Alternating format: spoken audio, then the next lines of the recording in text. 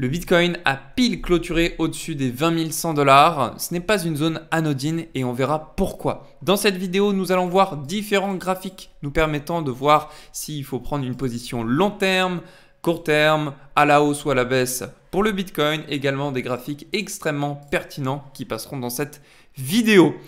Si tu ne me connais pas, moi je m'appelle Rémi, je suis investisseur en crypto-monnaie depuis 2017 et ici on apprend à investir dans les crypto-monnaies et devenir rentable sur ce marché. On va commencer si tu veux bien directement à court terme avec ce graphique. On voit une magnifique divergence haussière daily. Donc si c'est daily, c'est déjà beaucoup plus puissant que si c'était une analyse en 4 heures ou en 8 heures. Donc cette divergence pourrait dans un premier temps nous pousser à ce que le Bitcoin parte à la hausse sur le court terme. Disons les 10 jours qui suivent cette vidéo. Voilà.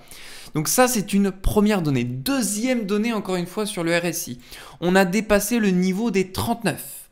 Le niveau des 39, c'est ce qui nous permet, par rapport à cette divergence, d'évaluer la ligne de coût. Là, il ne nous manquerait plus qu'à rebondir sur celle-ci ou rebondir au-dessus. Et à ce moment-là, c'est parti, on valide la divergence, elle part haussière. Il faudrait donc, pour ce faire, que graphiquement, on puisse rebondir ici, vous voyez, et partir à la hausse à partir de maintenant. Si c'est invalidé, alors à ce moment-là, on partira aller chercher le prochain niveau qui est le bottom ici des 18 500 $. Voilà pour ce qui est du très court terme. Je vous mets rapidement le S&P 500, analyse macroéconomique, corrélation avec le Bitcoin. On a rebondi sur la zone des 3900 points. Ça pourrait nous former un joli W, S&P 500, Nasdaq, on est sur une configuration très similaire et on a deux choses. Et le retracement Fibonacci 0,618 qui est la zone d'optimal trade entry ou autrement appelée zone de rechargement, ce qui fait qu'il y a beaucoup d'acheteurs qui se positionnent sur ces points-là et on est sur un niveau clé parce que vous voyez la zone en verte, ça correspond et à des order blocks et à des anciens niveaux de support et de résistance. Deuxième point, si on doit partir plus bas et qu'on part aller chercher des niveaux beaucoup en dessous par rapport à là où on est, ce serait soit les 3200, soit les 3500. On se met par rapport au retracement Fibonacci extrêmement observé. Attention parce que si on arrive dans les niveaux des 3500 points et 3200 points, le Bitcoin, c'est entre les 10 et 14 000 $. Voilà. Pour le dollar index, on est reparti à la hausse, donc ce qui signifie qu'on est en train de pomper, si vous voulez, la monnaie des actifs risqués. Donc là, les investisseurs, ils commencent à se protéger. Problème, s'ils font ça, le Bitcoin, c'est un actif risqué. On a de fortes probabilités à voir le marché des crypto-monnaies s'affaisser. C'est une mauvaise nouvelle. Si on doit avoir une target sur le dollar index, c'est la target donc des 115 qui correspond à deux choses. La target des 115, c'est le retracement Fibonacci 0,888 et c'est aussi l'extension Fibonacci 1,618. Cette corrélation nous emmène droit vers les 115. Le gold, très rapidement, nous avons ici une grande zone de liquidité comprise entre les 1677 et les 1670 $. Alors attention, là il y a deux choses qu'on pourrait voir. La première, c'est un rebond. Étant donné que ça, c'est une grande zone de support, donc on verrait un W, le Bitcoin pourrait suivre. Je vous active le graphique du Bitcoin. On est corrélé depuis la descente, on est carrément corrélé au gold. Vous voyez, on fait la même chose quasiment. Si je vous le mets comme ça. Donc attention à ça parce que si le gold perce cette zone de liquidité, le Bitcoin fera pareil. Je vous montre quelque chose sur le long terme, voilà. On est dans une configuration similaire à 2011 et 2013 où on vivait en fait exactement la même chose pour le gold. Donc oui, on peut faire quelque chose de différent, mais on le sait, on a beaucoup d'argent ici à prendre. Et je vous montre le silver qui lui avait fait la même configuration en 2011 et 2013, qu'il avait cassé bien évidemment comme le gold. Et cette année, mai 2022, il a fait la même configuration, sauf que lui, il n'est pas reparti à la hausse, il a pris les liquidités.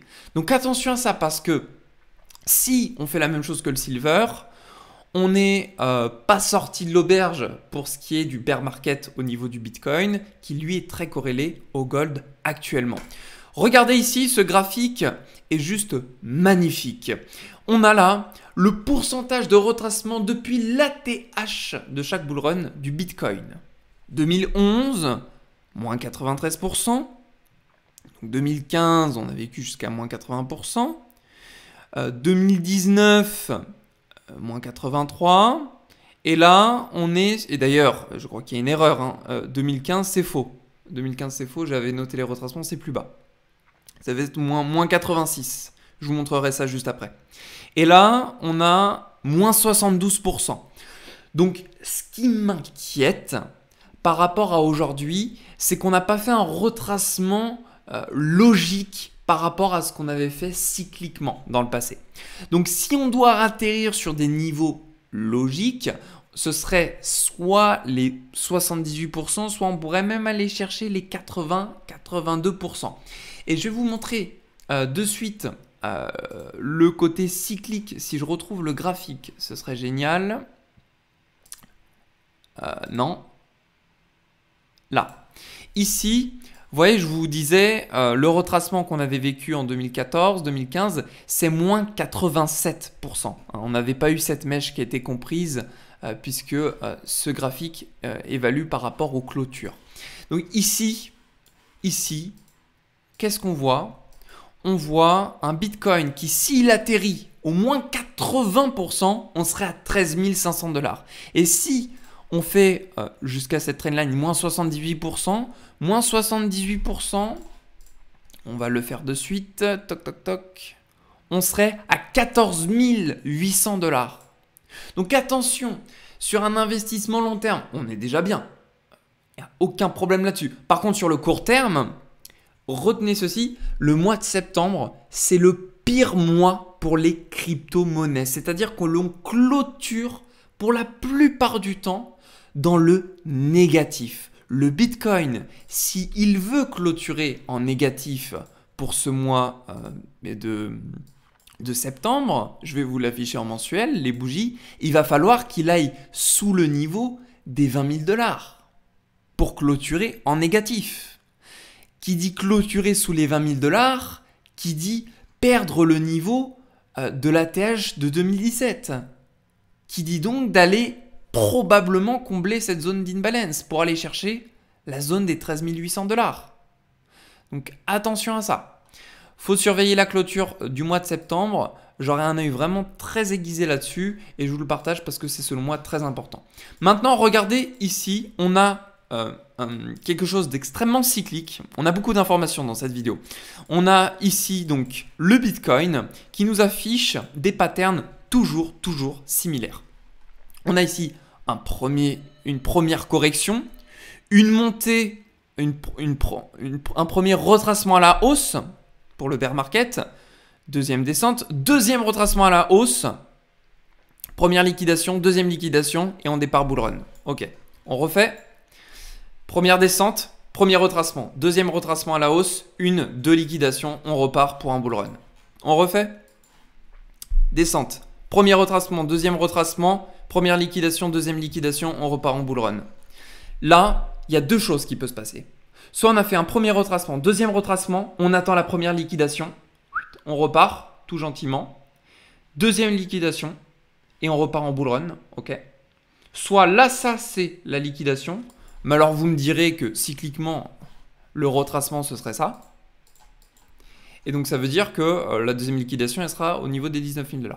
Bref, je vous laisse méditer sur ce graphique qui est selon moi extrêmement pertinent puisque ce serait la 4e fois qu'on ferait la même chose.